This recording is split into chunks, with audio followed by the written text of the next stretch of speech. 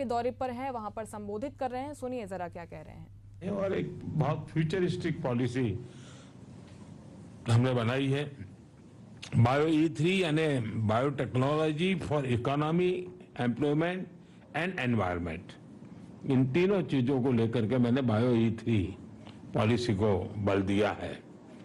2030 तक भारत की bio economy बढ़कर $300 बिलियन की होने की हम संभावना देखते हैं।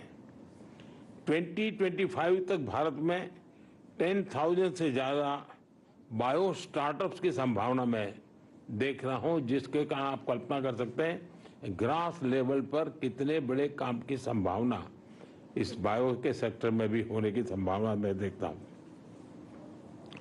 हमारा लक्ष्य है कि हेल्थ सिक्योरिटी और ग्लोबल चैलेंज के सॉल्यूशन देने में भारत लीडरशिप के रोल में हो, और जिसमें आप सबका सहयोग बहुत बड़ी हमें ताकत दे सकता है।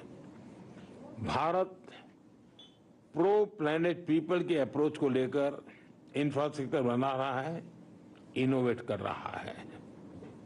2030 तक 500 गीगावाट रिन्यूएबल एनर्जी के टारगेट को अचीव करने के लिए हम एक साथ कई स्तर पर काम कर रहे हैं, और इसलिए आपके लिए मैन्युफैक्चर में भी अद्भुत संभावना है।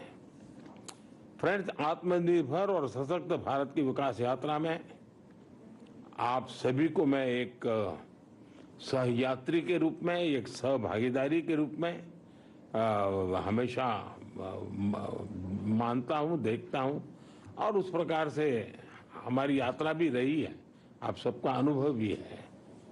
और मुझे विश्वास है कि भारत और अमेरिका की टेक कंपनीज मिलकर ग्लोबल चैलेंजेस के समाधान से में अहम रोल निभाएगी।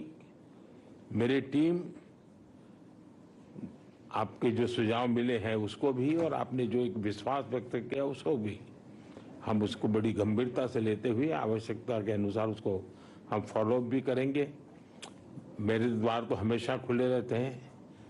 मैं हमेशा एक विद्यार्थी की तरह आप सबसे कुछ सुनता हूं, सीखता भी हूं, और गवर्नेंस में उसको लाने का प्रयास भी करता हूं, ताकि मेरा देश भी उतना ही तेजी से आगे बढ़े।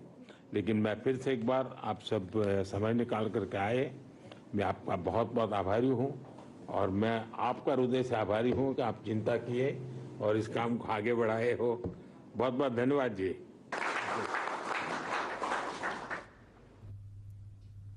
तो प्रधानमंत्री नरेंद्र मोदी